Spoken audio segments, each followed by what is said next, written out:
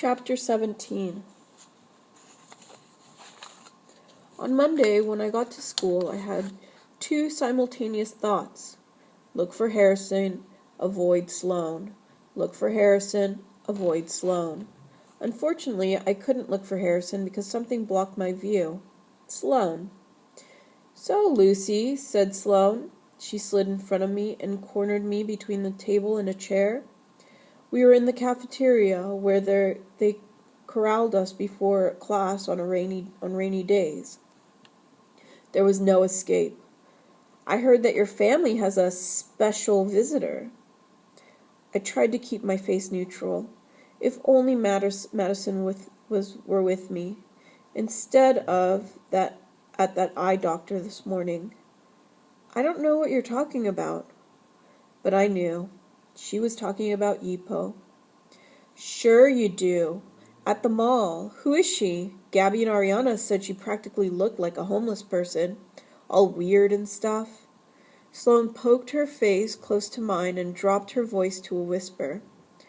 "I'd be really careful if I were you. I mean, it's really sweet that your family takes in homeless people, but people like that have all sorts of weird diseases.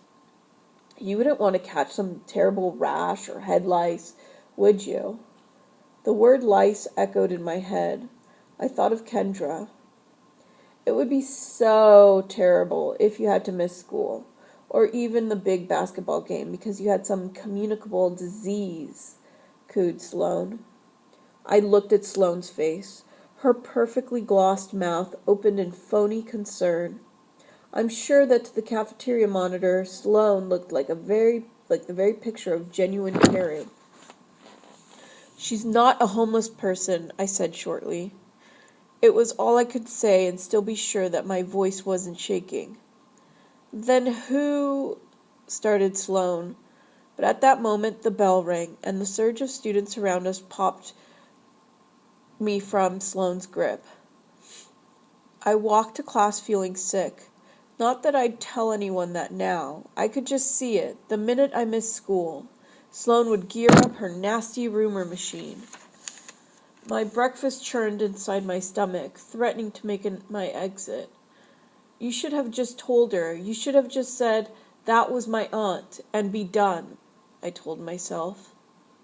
Now I was doubly trapped between Sloane and something less than the truth, and I didn't like the way it felt, not one bit. The next few weeks sped by. Basketball season got into full swing with Saturday and weekend practices, and Miss Phelps started assigning "this is important next year is middle school homework." On top of this, I was actually having to take Chinese school seriously. Having Harrison's aunt as my teacher had called for a switch from Plan A to Plan B. Serious Plan B. Goodbye, Amelia Halperin.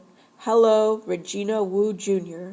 I actually studied the idioms that Jing Lao Shi had assigned to us and volunteered in the class. I also had to prepare for those few minutes after Chinese school when I saw Harrison. I wouldn't say that he was waiting for me, but he always seemed to be at the trophy case near my room after class. We never talked for long. I was too worried about that awkward pause that would ruin everything. But we talked about the cafeteria's first attempt at vegetarian meals, tacos with soy crumbles, homework assignments and movies. We talked about our Chinese middle names. His was Yulong, Jade Dragon. I also perfected the world's fastest makeover in the car after basketball practice. 1. Get in the car. Wipe self down with towel. Thanks, talent. 2. Take hair out of ponytail, comb out hair, check self in rearview mirror. 3. Pull nice shirt over practice shirt. Take off dirty shirt underneath. Do not let anyone see. 4. Change sneakers for cute shoes. 5. Put on tinted lip gloss and peach body spray. Sniff, self, check mirror again. 6. Jump out of car. And on top of this, I had another assignment for regular school, Chinese school, and everywhere else. Be on guard against the Amazons at all times. I never walked home by myself, and I always sat down very carefully. But for those next few weeks, nothing bad happened. Maybe Sloane had found something better to do, or more likely, someone new to pick on. I started to think that if I put my head down and minded my own business, nothing else would happen. Madison's birthday came and went. Then, 8 days before Halloween, I woke up to what seemed like a great day.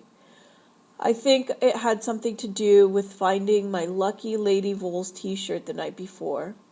I thought I had lost it, but then I spotted the bright University of Tennessee orange at the bottom of my desk drawer.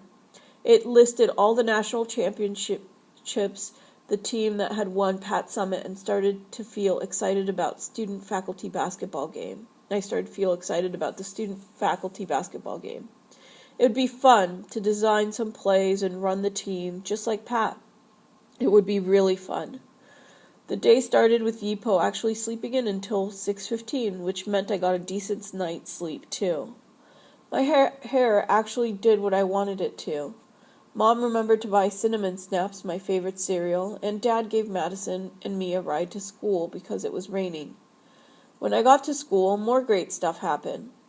Miss Phelps decided to cancel the social studies quiz on Monday, and I walked down the hall past 2 Amazons. No one laughed. And Harrison went out of his way to say hi to me on the way to the pencil sharpener. When I had to go to the girls' room at 10:15, I was practically floating on air. Then I found the writing on the wall. If you don't flush, Lucy Lou will drink your pee and stir-fry your poo. Did it really say that? I shook my head and looked again. Still there. The wall seemed to grow until it was nearly flattening me. Sloane hadn't been leaving me alone. She had been plotting. I grabbed some paper towels and tried to wash off the words with some soap. It hadn't worked. I wanted to kick the tile in, crack it, so no one else could see it. It reminded me of the chants that Mom had told me about, the horrible things that kids said to her when she was the only Chinese girl in the whole school. Me, Chinese, me play joke, me pee in your Coke. My throat swelled, and I felt tears threatening to spill over. Don't cry, not here. I heard someone walk into the bathroom. I leaped back, terrified. What if it was Sloane or one of the other Amazons? If they see me crying, I might as well give up. Put a big kick me sign on the back and call it a day. Instead, I tried to look pissed off. It wasn't Sloane. It was Talent, and I, apparently, did not look anything close to mad. Her face softened as soon as she saw me. "Oh, Lucy," she said, "what's the matter?" I swallowed and pointed at the tile. Talent bent down to read it. "Do you know who wrote that?" she asked. She looked really mad. I nodded. I think so," I said in a small voice. Suddenly I couldn't hold back any longer. I slid down the wall until my butt hit the floor, and then I let tears come out. I buried my head in my arms to muffle any sound that would echo off the tile. Talent waited. Through the little space between my arm and my leg, I could still see her loafers were perfectly shined and her socks matched her pants. "I think it's Sloane Connors or one of her friends," I finally choked out. "Sloane doesn't want me to go out for captain of the 6th grade team." Talent didn't say anything for a moment. Then she said, "That Excuse me?" The shock was enough to make me stop crying completely. I couldn't believe what I was hearing. The perfect Talent Chang? "I'm going to get the principal," announced Talent, heading for the exit. I grabbed her arm. "Wait," I said. "Don't, please don't. Sloane can't do this to us. This is an insult to all Chinese people." Funny, I had never wanted to think of Talent and me being an us, but at that moment I appreciated having someone on my side. Still, she had it wrong. Sloane had never had any problem with me before, I pointed out. I think she would find something nasty to write, even if I were from, I don't know, Finland. It's not about where I'm from, where we're from. I just happen to be in the way of what she wants. I stood up and kicked the tile, and I just want her to leave me alone. Mrs. Nicholson might be able to help you, said Talent. She still didn't get it. Listen, I said. If you go and tell the principal, it will be like letting Sloane win. Talent stared at me. Look, you need proof, right? No proof, no case. There's no way we can prove Sloane did this or anything else. But if you go to Miss Nicholson, there will be a big stink and I'll look like a baby going for help. If the Amazons figure out they're getting to me, I'm dead meat. Talent nodded slowly. Promise me you won't tell anyone, please. She nodded again. I pointed to the wall. Do you have any idea how to clean this off? I tried soap and it didn't work. Talent reached down and opened her purse. It was a small brown leather purse and it matched her belt and shoes perfectly. She pulled out one of those pens that is supposed to remove stains from clothing. I stared at it for a moment. Talent fiddled with the cap, twisting it. I don't like having soiled clothes, she said defensively.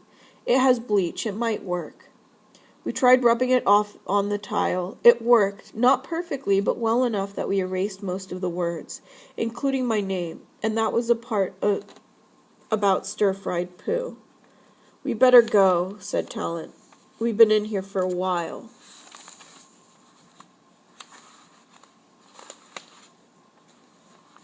Okay, I put the cap back on the pen and handed it to Talent. Then I thought of something. Do you have any plans for Halloween? Talent shook her head shyly. It suddenly occurred to me that she was probably one of those kids who went trick-or-treating alone. Or maybe she didn't go at all. You have plans now, I told her, and you just might have to wear jeans. She smiled.